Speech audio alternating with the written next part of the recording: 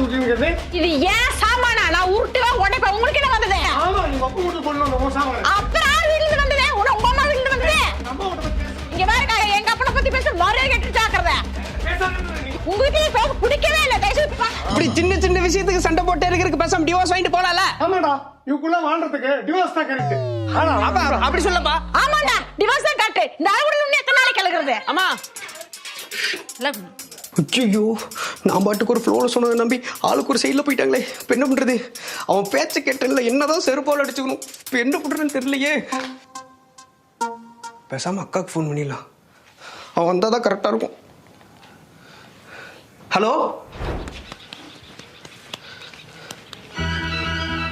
அக்கா.